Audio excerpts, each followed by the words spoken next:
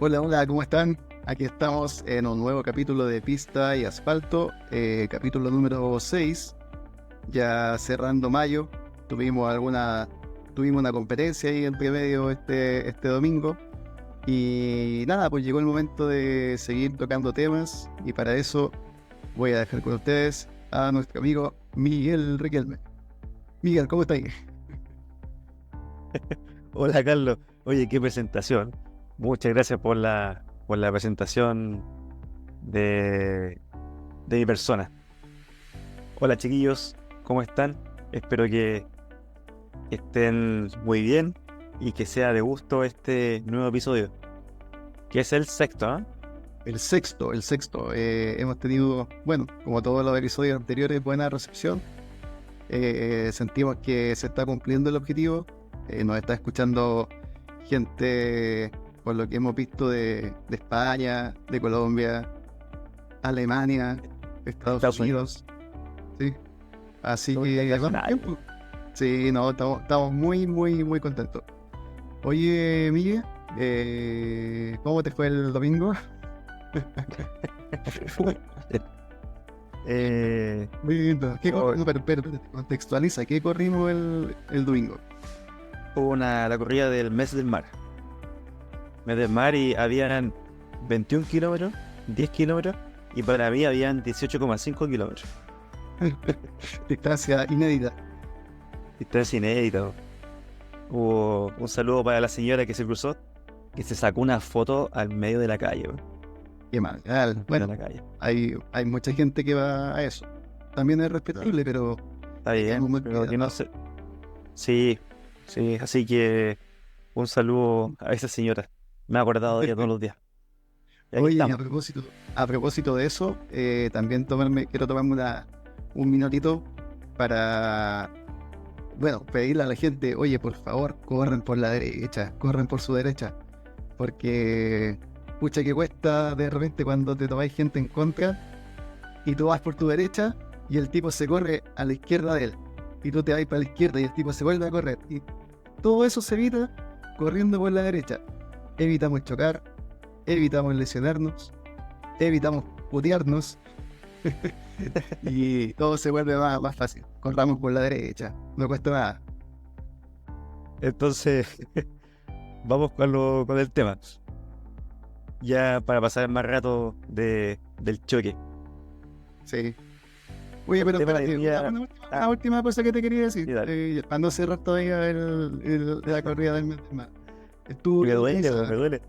No, sí sé que Sí, te duele, sí. pero estuvo buena, estuvo todo muy bien coordinado. Ahí demoró un poquito más la partida nomás de los 21, pero son Sí. cosas que se perdonan. Pues, aparte que pagamos 0 pesos y había de todo. Había buena hidratación, había fruta, había No sé, harto no de llegué a la snack. meta, así que no podría estar. Bueno, la medalla muy, muy bonita también. Bueno, no tuve medalla tampoco. Bueno, eso te quería comentar de Maratón Mes del Mar, pues, así que media Maratón Mes del Mar, perdón. Así que partamos con lo nuestro. ¿Por qué nos juntamos hoy día? ¿De qué vamos a hablar? Sí, bueno, el episodio pasado hablamos con un invitado, con el quiropráctico Oscar Lascano. En el próximo episodio tenemos también sorpresa.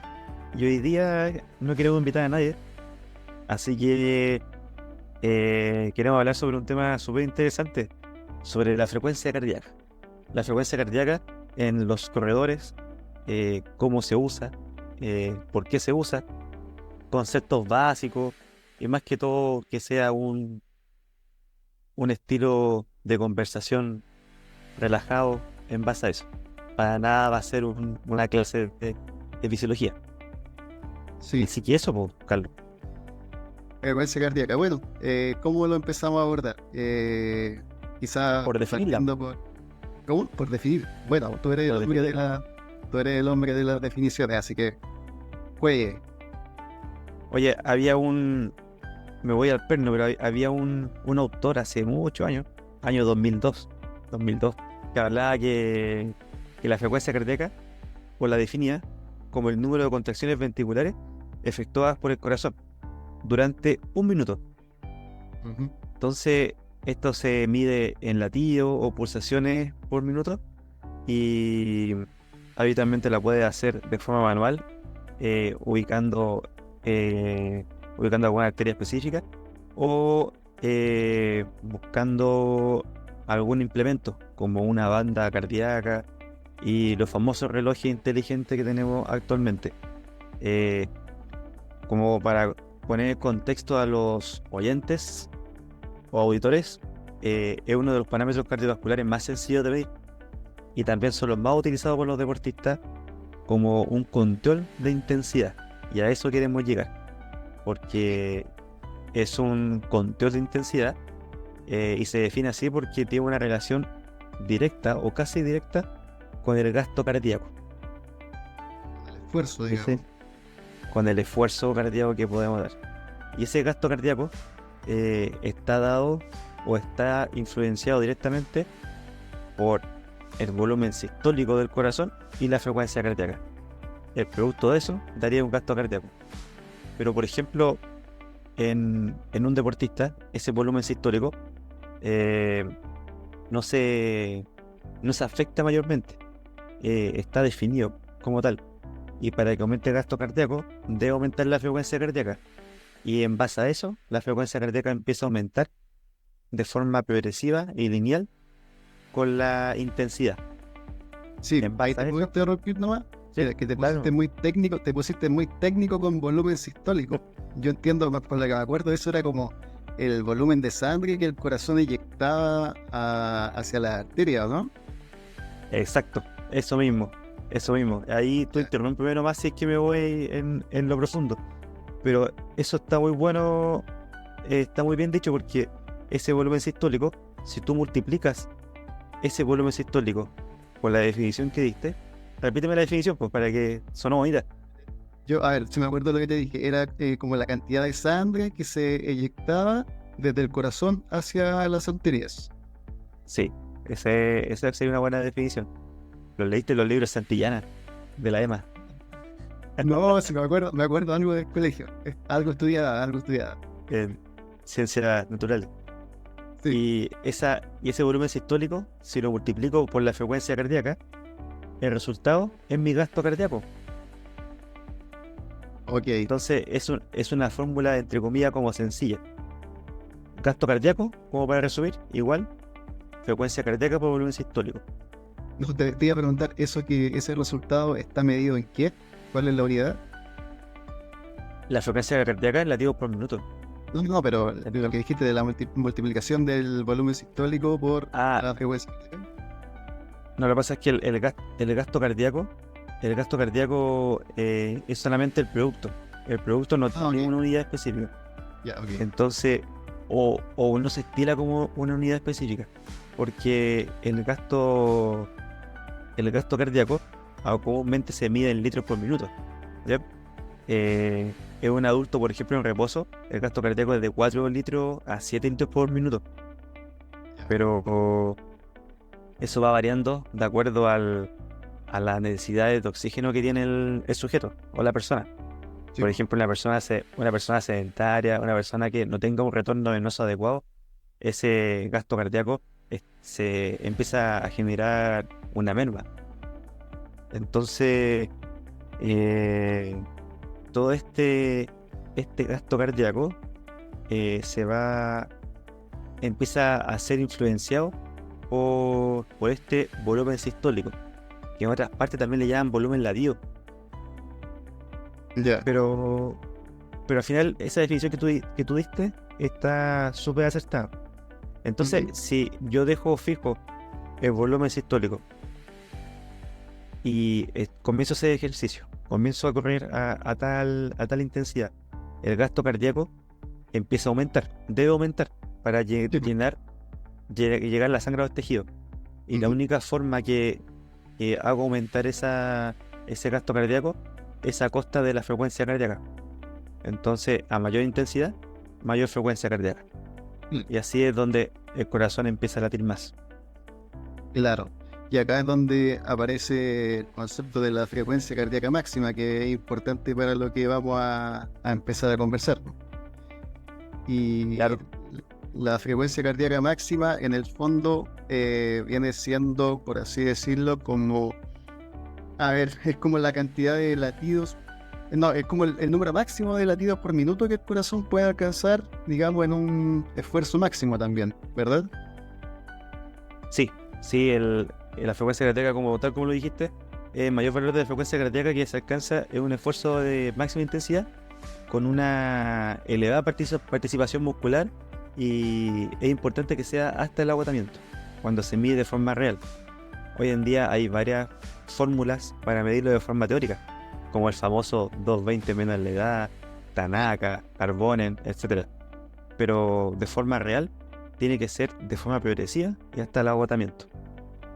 ¿Cómo cacháis tú cuando viene ese agotamiento? Porque, o sea, ¿cómo sabéis que en ese momento tenéis que, o tienes que quedarte con la frecuencia cardíaca que te marcó en ese momento que tú determinaste como agotamiento? A lo mejor no estáis tan agotados y podéis seguir más aún, ¿o no? Sí. ¿Cómo puedes ver eso? Comúnmente, cuando yo se lo hago a deportistas, le fumo el protocolo, le damos un protocolo individualizado, por ejemplo, que parta a 6 minutos y que vaya progresando cada 1 o 2 minutos su intensidad, y yo le voy preguntando con una escala de subjetiva del esfuerzo. Comúnmente es la famosa escala de Borg, modificada del 1 al 10. Si él me indica que está en 10, es porque está en lo máximo. Pero además de eso, es cuando llega su fatiga, cuando ya no puede alcanzar un nivel máximo, cuando llega su fatiga central y periférica. Así puedo determinarlo. Ok.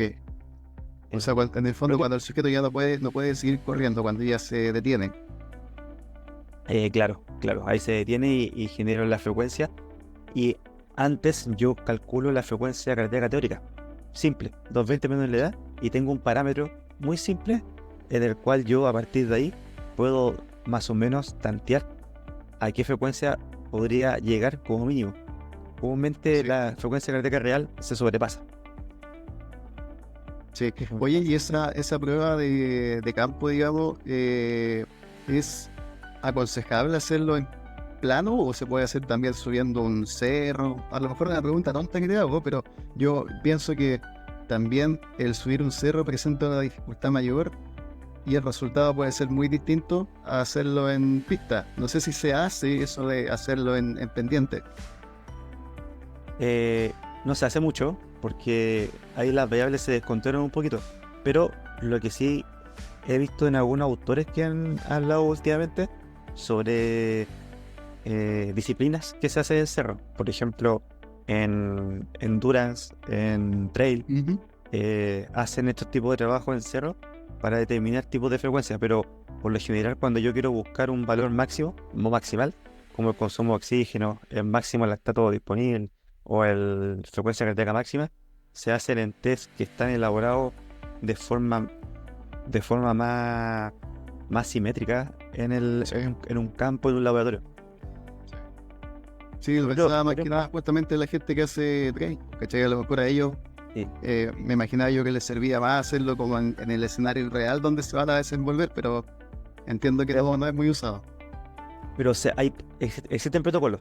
Una vez nosotros participamos en un protocolo hace un tiempo de frecuencia cardíaca máxima y de consumo máximo de oxígeno, con un protocolo incremental en la cinta, pero en vez de elevar la velocidad, elevábamos la inclinación, y la pendiente la elevábamos a 10-12 grados. De hecho tengo unos videos bien buenos hoy que veíamos sobre cómo avanzaba la frecuencia cardíaca a mayor elevación. Pero ¿qué pasaba? Que a mayor elevación participaba la masa muscular de este medio inferior de mayor forma, y acelerábamos la fatiga muscular periférica. Entonces no lográbamos llegar a la frecuencia cardíaca máxima porque antes me fatigaba de pierna. Sí. Eso pasa. Ya. Oye, y el resultado de esta frecuencia cardíaca máxima, me imagino yo, bueno, o sea, no me imagino, es obvio que en un corredor, en alguien que ya viene entrenando, va a ser más extensivo en el tiempo. O sea, el tipo va a estar corriendo, qué sé yo, 10 minutos a lo mejor, o 6 minutos, En cambio, una persona que no está entrenada o que tiene algún tipo de obesidad, por ejemplo, que tú lo tiras a hacer un test de frecuencia cardíaca máxima, en 1 minuto o en 2 minutos a lo mejor ya va a estar agotado. Entendiendo eso, en ambos escenarios, independiente del tiempo, ambos van a llegar más o menos a la misma zona, digamos. O sea, en ningún caso una persona no entrenada va a superar, no sé, estoy pensando en 210 pulsaciones por minuto, o eso igual pasa. Por lo general, bueno, uno parte ahí de la base de que la frecuencia cardíaca máxima es un valor individual, que está determinado primero genéticamente y, y relativamente constante del tiempo. Entonces va descendiendo primero, ligeramente desciende con la edad.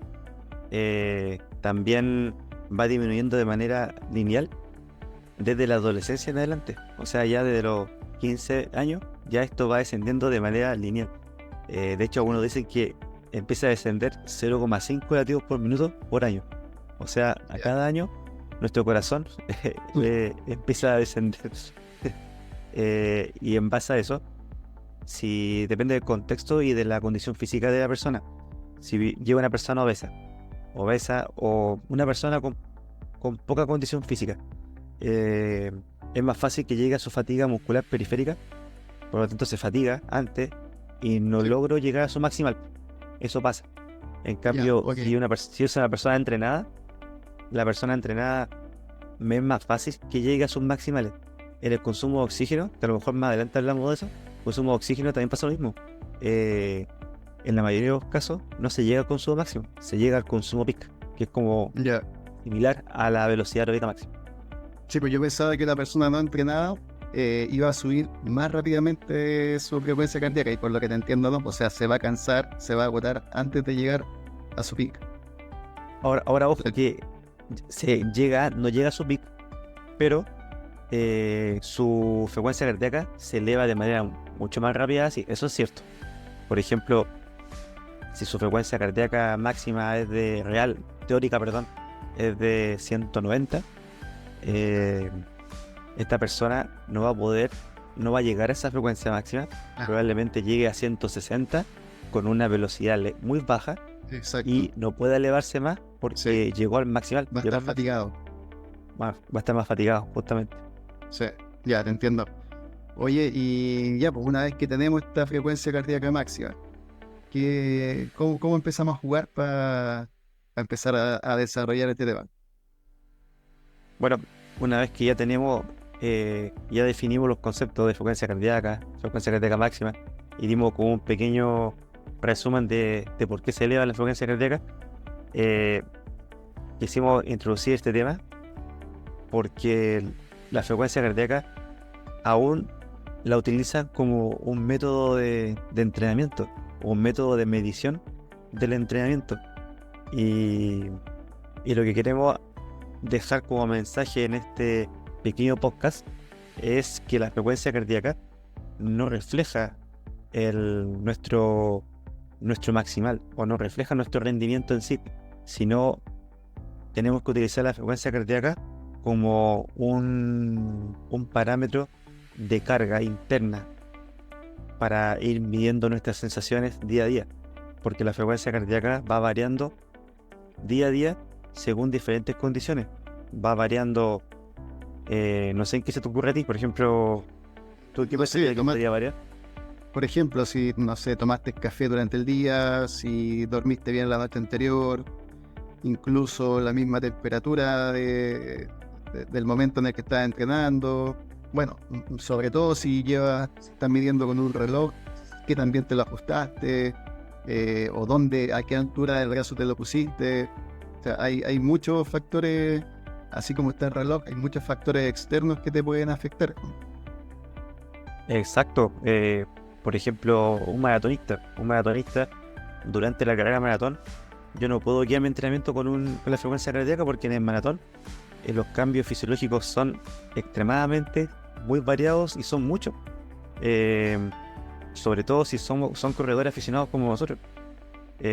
Corredores de elite tienen frecuencias cardíacas más estables en el tiempo. Sí. Ya vimos hace un tiempo a Carlos Díaz, que jugaba con una frecuencia cardíaca altísima, porque buscaba un gasto cardíaco muy alto, con un consumo de oxígeno espectacularmente alto, pero para corredores como nosotros aficionados, que nuestros consumos de oxígeno son altos en relación a la población normal, pero no son de ley, nuestras frecuencias cardíacas van cambiando según muchos de estos cambios fisiológicos, como los calambres musculares, la sudoración, la deshidratación, la humedad, la temperatura, como tú decías, la posición del reloj también. Entonces son muchos cambios que se pueden ir variando. Sí, o sea, más que nada hay que tomarlo como un dato más, como una referencia. Es un valor más que entre las jugueras de este montón de datos que tú tomas en cuenta para ver si, como tú dijiste, que esto se enfocaba para ver si es que uno está rindiendo o no, frecuencia cardíaca de rendimiento, entra a jugar nomás, pero no es un factor determinante para decir si el rendimiento se está consiguiendo o no. Sí, es un valor súper importante para ir midiendo día a día. ¿Cómo lo sugiero o cómo lo sugeriría yo? Lo haría de la siguiente manera. Primero, en los trabajos regenerativos. Como hablamos hace 2 episodios atrás de las zonas funcionales, en la zona regenerativa, si bien no busco una repercusión fisiológica, podría perfectamente jugar con una frecuencia cardíaca bajo las 130 pulsaciones, de manera estandarizada. Más seguro que bajo 130 es un trabajo suave y relajado. Entonces podemos decirle al deportista: entrena 20 y 25 minutos a 130 pulsaciones máximo, y te va a asegurar de que no vamos a tocar otras zonas. Pero igual eso depende de cada uno, o sea, bueno, conocemos un caso por ahí que tiene las pulsaciones demasiado altas. Yo también soy de pulsaciones altas. De hecho, bueno, un dato anecdótico, hace más o menos un año atrás entrenaba yo con Franco. Un saludito para Franco ahí que ahora está a otro nivel, así que ya no entrena conmigo, él va mucho más adelante. Íbamos juntos haciendo los fondos de día domingo y mismo ritmo, conversando, ¿cachai? Muy relajados ambos, con el mismo reloj, me parece. Teníamos el mismo modelo y él iba, no sé, 145 pulsaciones y yo iba a 165. Pero yo iba bien, no iba agotado, no iba agitado, no iba cansado y conversábamos. Pero mi reloj me marcaba 165 y a él 145 y siempre teníamos, tanto en los trabajos de día domingo como en los trabajos en pista, por ejemplo, siempre teníamos una diferencia de más o menos 20 pulsaciones por minuto. Entonces, un 130 a lo mejor para alguien puede ser un 150 y va a ser un trabajo suave también. claro, ahora, aún así, lo que se regula ahí es que a 130 pulsaciones o bajo 130, me aseguro sí o sí de que el valor va a ser, o la intensidad va a ser baja. Por ejemplo, si una persona 150 pulsaciones es una sensación baja, probablemente esté bordeando la zona aeróbica. Entonces, si a esta persona que una sensación baja a 150, si le digo 130, me aseguro que va a correr, por ejemplo, a 7 Sí. kilómetros, pero estoy asegurando mi regenerativo. Pero claro, cuando ya empiezo a hablar de una zona aeróbica en adelante, ya diseñarle un entrenamiento con frecuencia cardíaca ya es imposible. Se me desarma todo el sistema. Porque como dices tú, es súper individualizado y va cambiando, porque además que no lo habíamos dicho delante, pero el control de la frecuencia cardíaca también tiene un control nervioso, tiene un control que se conoce comúnmente como efectos cronotrópicos. Entonces tiene un cambio con estimulación parasimpática mediante un nervio que se llama nervio vago, que va lenteciendo el corazón, mientras que hay otro tipo de estimulación, que es una estimulación simpática, que aumenta la frecuencia cardíaca. No sé si has visto o has tenido la sensación de, ante la competencia o cuando partes un trabajo, tu frecuencia cardíaca se te eleva y después se Sí, estabiliza. me pasaba siempre en pista al principio. Y eso netamente es un control nervioso, porque te libera adrenalina, nueva adrenalina al sistema, la frecuencia cardíaca aumenta como compensación, porque te estás poniendo en movimiento, los receptores empiezan a avisar de que te estás moviendo y luego estabiliza. Y luego viene la frecuencia cardíaca estabilizada netamente de forma cardiovascular. Sí. Bueno, sí, y eso que tú me dices, como te comentaba, me pasaba en la pista, sobre todo cuando hacíamos los controles de 3000 o cuando hacíamos trabajos que eran desconocidos para mí. Sí, me ponía un poco nervioso y se me disparaba un poquito la frecuencia cardíaca. En carrera nunca me pasó, en competencia como que siempre llego, digamos, comillas, confiado. Como que ya, como que sé que entrené bien y que está todo hecho, como se dice, y no me pasa eso. Pero en la pista al comienzo me pasaba. Ya no me pasa. Y ahí uno se da cuenta que todo este control de frecuencia cardíaca no es solamente cardiovascular, sino también nervioso, del sistema nervioso, simpático, parasimpático. Está todo interconectado. Es impresionante el cuerpo humano. Sí, somos una máquina, una máquina perfectamente articulada. Todo repercute en todos lados. Ya, entonces entendiendo todo esto que hemos conversado, veamos cómo podemos usar esta frecuencia cardíaca, entendiendo que no es el principal factor por el cual nos vamos a guiar, pero sí nos puede ayudar. ¿En qué nos puede ayudar, Miguel? ¿Qué puedes comentar de eso? En un principio, como lo hablamos delante, en los trabajos regenerativos, que nos aseguramos de que tienen que ser trabajos muy suaves y que en base a sus propias frecuencias cardíacas que habitualmente ven y en base a un estándar bajo 130 pulsaciones, podríamos hablar de que estamos en una zona muy baja regenerativa y que no vamos a elevar nuestra intensidad. Esa es como primera forma de trabajar en el entrenamiento. En las zonas posteriores, lo que uno podría hacer es que en base a una medición más estandarizada, como por ejemplo una toma de lactato, un test de campo con un test de 3000 metros, un test de 6 minutos, etcétera, alinear la frecuencia cardíaca de ese momento con la zona. Por ejemplo, si en mi test para determinar mi umbral anaeróbico mi frecuencia cardíaca es de 160 pulsaciones, yo sé que tengo ese rango de frecuencia cardíaca a ese nivel que podría estar jugando en esa zona, teniendo en cuenta de que las variables externas e internas pueden hacerme variar esa frecuencia cardíaca. Entonces lo que quiero decir es que puedo tener una frecuencia cardíaca como parámetro de manera subjetiva. Sí, pero es como una guía que tú vas a ocupar después del entrenamiento, entiendo yo. O sea, a ver, ¿cómo me explico? Si, por ejemplo, te toca entrenar, como tú decías, un umbral, estoy inventando el ritmo, 350, por ejemplo, un 350, y tú, mientras vas haciendo las pasadas, digamos, ves que tu frecuencia cardíaca, perdón, está muy elevada, no quiere decir, entiendo yo, que deberías bajar, por ejemplo, tu ritmo a 4 o a 4:10, sino que posteriormente, una vez terminada la serie, tú harías el análisis a lo mejor de por qué te pasó, y si te pasa nuevamente y te sigue pasando, a lo mejor puede ser el indicador de algo, o tú sugieres en el momento de que estás haciendo el ejercicio hacer una variación en la zona de ritmo que a ti te toca entrenar.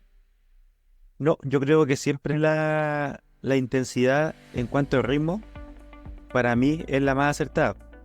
Pero la frecuencia cardíaca en ciertas zonas, por ejemplo la zona aeróbica, más o menos yo tengo el rango de frecuencia cardíaca en la que me estoy moviendo según este test que yo realicé.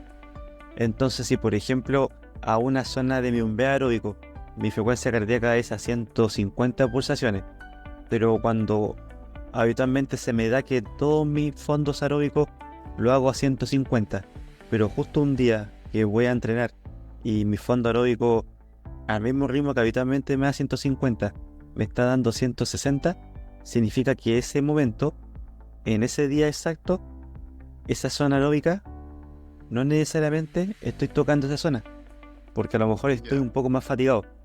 Entonces ahí quizás podría entrar en juego mi percepción subjetiva del esfuerzo. Sí, Y eso ya es un tema de autoconocimiento, de saber qué tan fatigado estoy, qué tan cansado estoy, porque además uno ya se conoce, uno va conociendo las variables que pueden estar afectando ese momento. Por ejemplo, si el día anterior dormí 4 horas, sí, po, eh, al día siguiente no voy a esperar rendir de la mejor manera. sí, Entonces, po. la frecuencia cardíaca es como una forma de tomar todas las variables, juntarlas y se traduce en esa variable. Sí, po, pero eso que tú dices, tú lo puedes manejar, digamos, en un entrenamiento de fondo aeróbico donde tienes mucho tiempo corriendo y a lo mejor tú ves que ya llevas 20 minutos continuos con tus pulsaciones altas, tú puedes decir ya, voy a bajar un poquito porque yo no acostumbro a estar aquí arriba en aeróbico, sino que voy a bajar un poquito la intensidad justamente para que mi frecuencia cardíaca baje.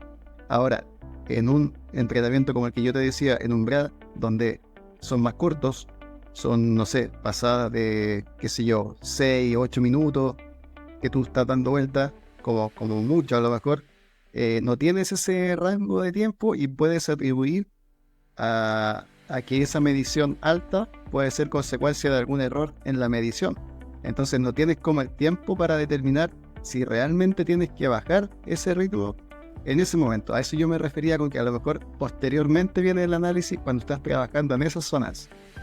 Claro, claro, posteriormente, porque en ese momento va a ser preponderante el ritmo.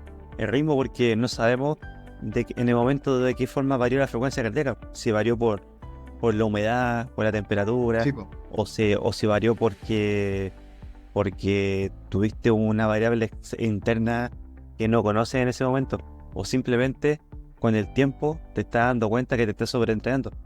Sí, po. Pero Claro, aquí puede ser eso, posterior, puede que después, claro, el segundo entrenamiento, el tercero y el cuarto también te salga con una frecuencia cardíaca mayor y ahí claramente hay que activar una alerta y hacer algún cambio, un ajuste ahí con el entrenador, o sea, comentarle que te está pasando esto, que tú solías entrenar, no sé, umbrales a 160, 170 a lo mejor, dependiendo si eres de pulsaciones altas, y que ahora está en 180. Entonces algo está pasando que hay que ajustar. claro, claro, y además que ahí se va correlacionando el ritmo con la frecuencia cardíaca, con la sensación de esfuerzo y quizás si tengo la herramienta de tener un lactatómetro, ya sería más interesante. Pero claro, lo que dices tú, Carlos, nos sirve hasta incluso como conclusión del tema, porque eh, yo no recomendaría marcar un ritmo determinado según la zona de frecuencia cardíaca. Y aquí, por ejemplo, podemos echar un poco a la basura las zonas de frecuencia cardíaca del reloj Garmin, Sí, que te sí, marcan zona 1, zona 2, zona 3, zona 4, zona 5. Esas zonas que vienen por defecto no están bien, no están bien porque esas zonas primero tengo que modificarlas según mi individualización. sí, Y po. segundo, esa frecuencia cardíaca, como hablabas tú, eh, tiene muchas variantes, mucha variabilidad. Entonces, lo recomendado es que esas zonas, primero, cambiar las zonas de frecuencia cardíaca según mis zonas de entrenamiento y mi frecuencia cardíaca máxima. Y en segundo lugar, tomarlas netamente como un parámetro más. Sí. Oye, y ahí tenemos que, o sea, bueno, comentarte primero de que si yo me quedara con las zonas de Garmin, yo estaría haciendo lo regenerativo en zona 4, zona 4, zona 5, ¿cachai? Más o menos esa es la diferencia que me da. Y ahora que tú mencionas eso, tarea para la casa, tenemos que ajustar esa zona, porque esa zona Sí, me la definiste tú hace, ¿cuánto? Hartos años atrás, como, y no le como hemos hace, pegado ningún update. como hace 3 años. Sí, pues. Como hace No le tres hemos años. pegado ninguna actualización. Así que algo Sí, tiene que haber cambiado. sí, y para los oyentes es súper fácil cambiarlo. Se cambia en la aplicación de Garmin, lo que tienen Garmin, se cambia ahí, lo que tienen Polar también se cambia en la aplicación. Y es muy simple cambiarlo porque eso primero nos permite mejorar el algoritmo del Garmin. Yo sé que en el Garmin te tira mucha información interesante. De hecho, por ejemplo, cada vez los relojes tienen menos porcentaje de error. Cada vez igual lo siguen teniendo, pero tienen mucho menos.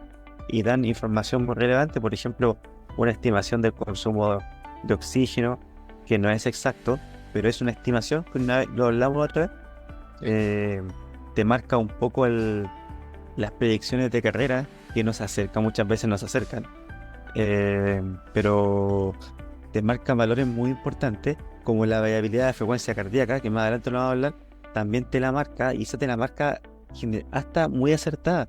Entonces, si yo no manejo o no coloco mis zonas como corresponde, toda esta información, el algoritmo, se empieza a desordenar. Entonces, como tarea, hay que cambiar esa zona y no dejarse llevar por la zona de frecuencia cardíaca, sino hay que hacerle caso al algoritmo y a nuestra sensación. Sí. Oye, y bueno, si van a tener en cuenta de aquí en más, después de escuchar este capítulo, la frecuencia cardíaca, sugerencia, creo que todos ya lo sabemos, si pueden hacerse de una banda cardíaca, mucho mejor. Ya sabemos que la banda cardíaca es más exacta que la medición que hace el reloj. Ahora también es menos cómoda. Entonces, por ejemplo, yo en mi caso tengo una banda, pero no la ocupo todos los días. Pues la ocupo en los trabajos de pista, la ocupo a veces en los regenerativos cuando no son muy tempranos porque hace frío y da mucho frío ponerse la banda en la mañana. Y la ocupo en los fondos, pero no la ocupo en todos los regenerativos. Aparte que es incómoda, molesta, de repente genera roce, pero más o menos, digamos, la medición que da el reloj y el que da la banda es más o menos parecida, nada más que la banda es más exacta y es más estable. De repente el reloj tiene sus caídas, como que se te cae la pulsación, después la retoma, o de repente tiene picos muy altos. Y no sé, recomendación, usen banda, si es que quieren medir bien la frecuencia cardíaca. Sí, la banda cardíaca sigue siendo la más idónea para medirla de manera más exacta. Hoy en día hay unos brazaletes en el antebrazo Sí, que cierto. también la marca de una manera bien acertada. De hecho, yo he hecho esas comparaciones y son muy similares, hasta iguales. Pero la banda cardíaca, sobre todo la de la marca Polar, andan muy bien, muy muy bien. Sí. Y los relojes cada vez tienen más sensores. Algunos tienen 4 sensores que miden la frecuencia cardíaca en la muñeca. Algunos tienen 2. Pero claro, la banda cardíaca es la más idónea. Entonces, Sí. como ir, como ir cerrando el tema, en conclusión, no recomendar el marcar el ritmo de los entrenamientos según la zona de frecuencia cardíaca, sino en base a la zona de entrenamiento que el entrenador planificó, obviamente, y esperando que no sea por frecuencia cardíaca, sino que sea por otros métodos. Hay muchos métodos de hacerlo, y que la frecuencia cardíaca sea un parámetro de observación más para aportar a nuestra mejora. Eso, me parece. Estaríamos entonces. Creo que abarcamos bien completamente el tema de la frecuencia cardíaca y al menos yo quedé claro con lo que tú expusiste acá. Así que eso, pues Miguel, muchas gracias por compartir conmigo, darme el honor de compartir contigo este capítulo. Pucha, vamos a aprovechar estos minutos finales para desmentir una situación que ocurrió en redes sociales, Miguel. Te estaban dando por muerto. Bueno, cuenta, Sí, cuenta ahí, hace los descargos ahora es el momento. es verdad, se circuló una imagen que yo estaba fracturado, pero no estoy fracturado.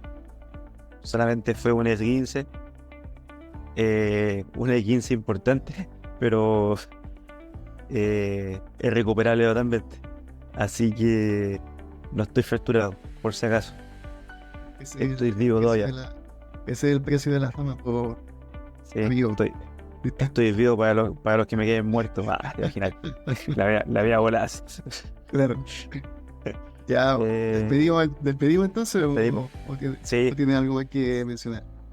no, cerrando el tema, cualquier cosa, cualquier duda que tengan, nos puede escribir al podcast Pista y Asfalto o a nuestras cuentas personales. Un gusto responderles. Eh, no soy muy bueno para responder WhatsApp, pero Instagram respondo un poquito más seguido. Sí. Y eso, que estén bien. Sí, pues lo mismo es sigan, pero antes de invitar a que nos sigan, nunca está de más, síganos en el Instagram, síganos en Spotify, compartan los capítulos, ha llegado gente nueva escuchando, incluso están escuchando los del capítulo 1 en adelante ahora, entonces Sí, estamos intentando que esto se masifique aún más. Tenemos hartas cosas que se vienen para adelante, se vienen cositas como dicen por ahí, alguna sorpresa interesante. Así que vamos, pues esperamos seguir contando con el apoyo de ustedes. Así que ya pues Miguel, despedimos. ¿Qué hora es? Son las 1 de la mañana. Así que bueno, hay que ir a dormir. sí, hay que dormir, que estén bien y Un abrazo. adiós. Chao, chao. Chau.